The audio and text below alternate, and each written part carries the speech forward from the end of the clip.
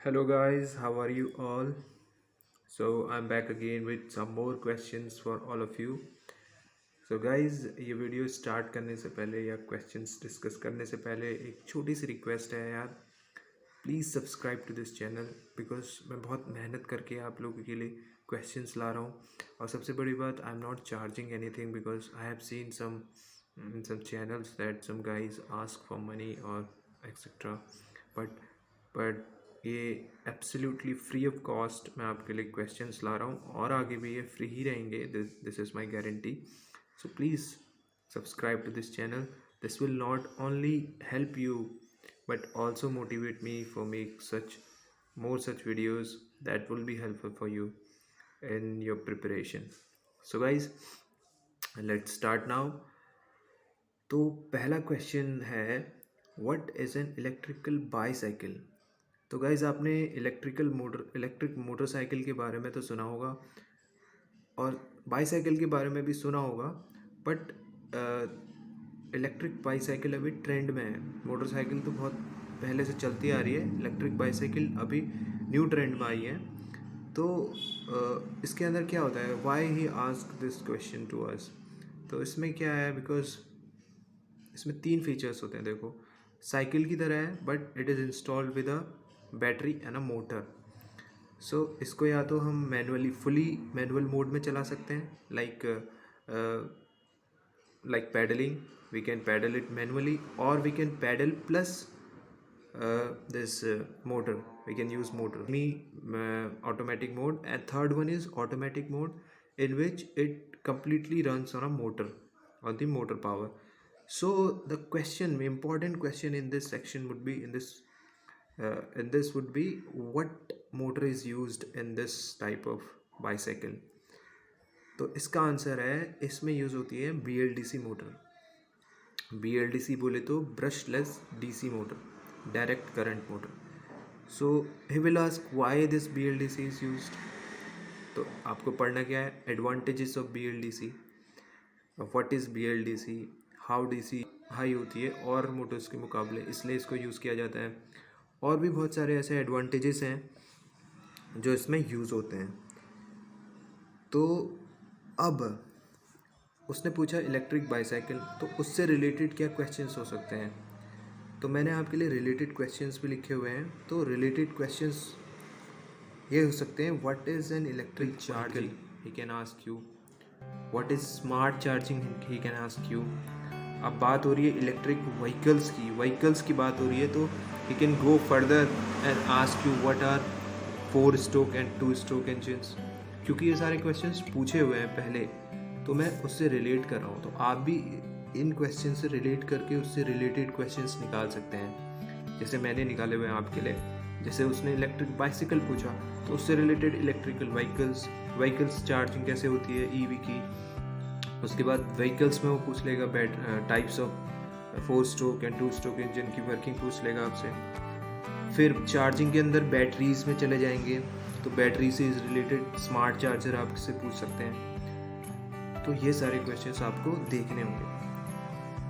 तो मैंने पहला क्वेश्चंस और उससे रिलेटेड क्वेश्चंस आपको बता दिए. Now second question that was asked was, how does a earphone works. How does an earphone work? Earphone or headphone or speakers, how they work, what is the mechanism. So आपको क्या या तो आपको पता हो सकता है, या अगर आपको नहीं पता है तो इसका आंसर है, ईयरफोन कुछ नहीं है, बस एक ट्रांसड्यूसर है. ट्रांसड्यूसर वो होता है जो किसी वन फॉर्म ऑफ एनर्जी को दूसरे फॉर्म में बदलता है. ईयरफोन है, ये भी एक ट्रांसड्यूसर है. ये क्या करता है, ये इलेक्ट्रिकल एनर्जी, करंट को कन्वर्ट करता है साउंड एनर्जी. कैसे करता है, तो वायर्स कनेक्ट हैं, जैसे this is a wire phone है, ठीक है. इसके अंदर ट्रांसड्यूसर लगा हुआ, यहाँ से इन वायर से करंट जाता है एक मैग्नेट के ऊपर रिंग होती है, उस पर जाता है, तो वो इलेक्ट्रोमैग्नेट बनाता है. तो इलेक्ट्रोमैग्नेट और जब मैग्नेट इंटरेक्ट करते हैं तो मैग्नेटिक फील्ड डेवलप होता है, उससे कनेक्टेड होता है एक डायफ्राम. तो जब करंट जाता है तो उस मैग्नेट के कारण जो वाइब्रेशन होता है वो डायफ्राम कन्वर्ट करता है साउंड एनर्जी में. तो ये सिंपल फंडा है इसका। करंट डायफ्राम में जा रहा है, मैग्नेट में जा रहा है, और मैग्नेट में जाने के बाद वहाँ पे इलेक्ट्रोमैग्नेट भी बन रहा है। उन दोनों के इंटरेक्शन से वाइब्रेशन क्रिएट हो रहा है due to a diaphragm attach to the inside it. So इसके अंदर दो इंपॉर्टेंट पार्ट होते हैं, एक मैग्नेट, और मैग्नेट के अराउंड एक रिंग होती है जो वाइब्रेट करती है, और वो रिंग जो वाइब्रेट करती है वो कनेक्टेड होती है डायफ्राम से। तो डायफ्राम वाइब्रेट करता है, उसके कारण करंट मतलब कन्वर्ट हो रहा है साउंड में। तो ये इसका मैकेनिज्म है।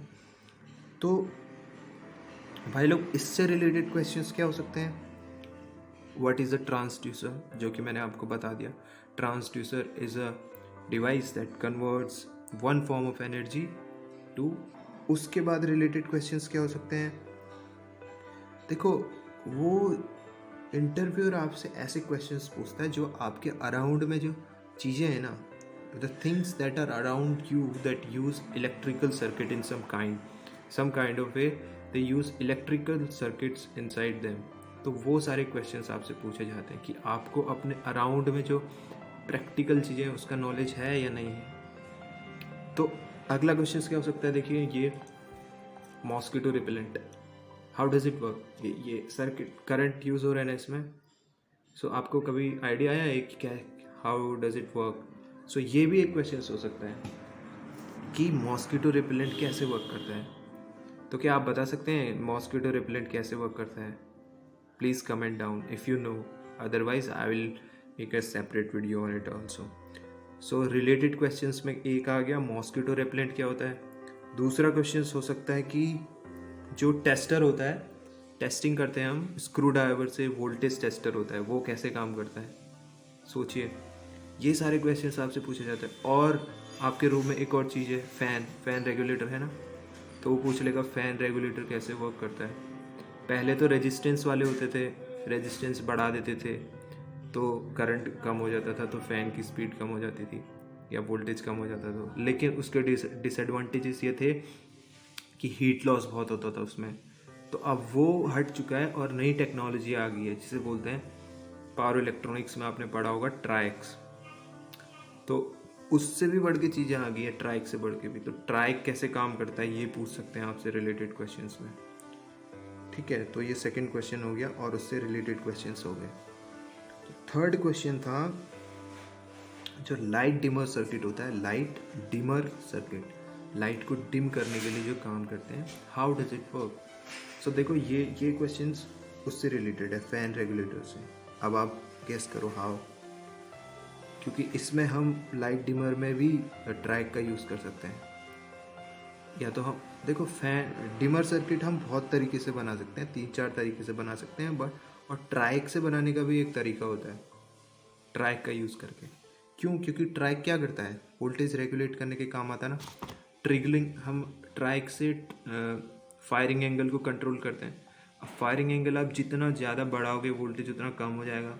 तो वोल्टेज चॉपिंग हो रही है तो आउटपुट भी कम हो जाता है। तो इस तरह से हम लाइट को डिमर सर्किट बना सकते हैं, या फिर हम कैपेसिटर्स का यूज़ करके भी लाइट डिमर सर्किट बना सकते हैं। आपके अराउंड में ही जो आप चीज़ें हैं ना, अब जैसे एक क्वेश्चन आजकल बहुत कॉमन हो रहा है कि ज़ेरॉक्स मशीन कैसे काम करती है, जो कि मैंने आपसे पहले डिस्कस कर लिया है, पहले ही बता दिया मैंने क्वेश्चंस में। अब अगर आपने वो वीडियो नहीं देखी है तो आप देखिए उसको, उसमें मैंने डिस्कस किया हुआ है how does a xerox machine work.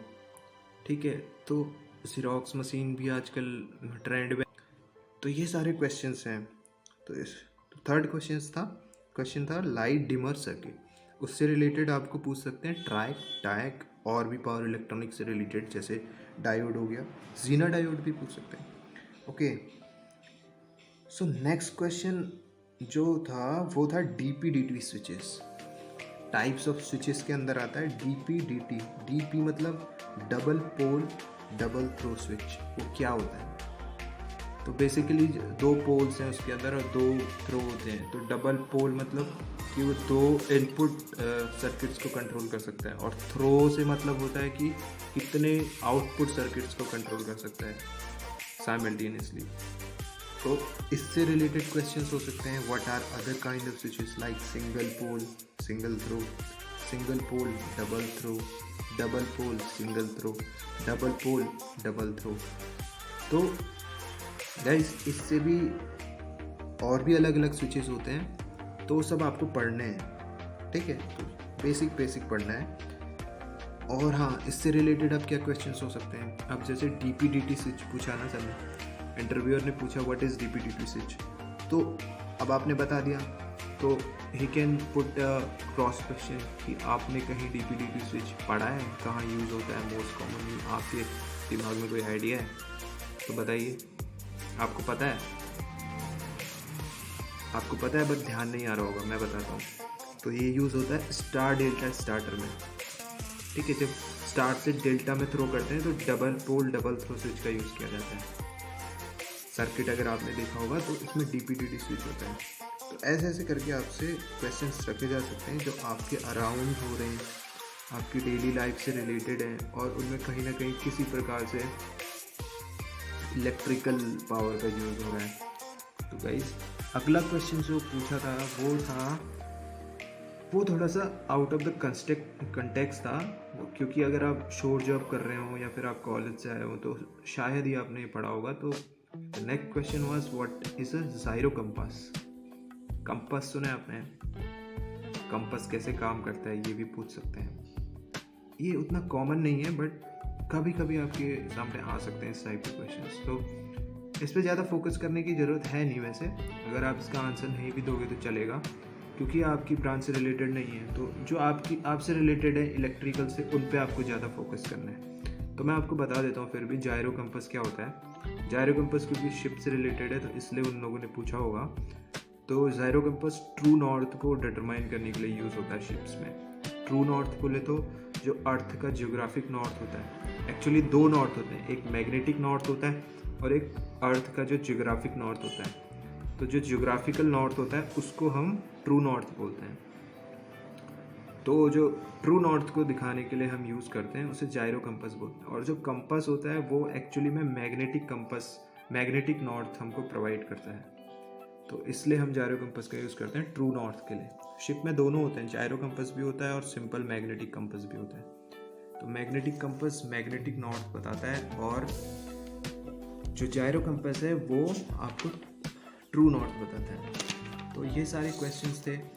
और पिछले बार भी जैसे मैंने डिस्कस किया था, तो क्योंकि इलेक्ट्रिकल ETO का job one of the most important job of an ETO on board ship is the refrigeration, maintenance and working of refrigeration. तो आपको अगर आप इंटरव्यू में थोड़ा सा प्रिपेयर हो जाते हैं रेफ्रिजरेशन साइकिल के बारे में तो आपको हेल्प मिल सकती है। क्योंकि अगर आपसे कोई क्वेश्चन पूछ लिया और आपको सपोज नहीं आता है तो कोई दिक्कत नहीं है, बट आपको आता है तो आपके लिए प्लस पॉइंट हो जाएगा। उनको लगेगा कि आपका रेफ्रिजरेशन या मैकेनिकल से भी थोड़ा सा अच्छा नॉलेज है आपको। तो गाइज़ ये सारे क्वेश्चंस थे। तो अभी के लिए इतना ही।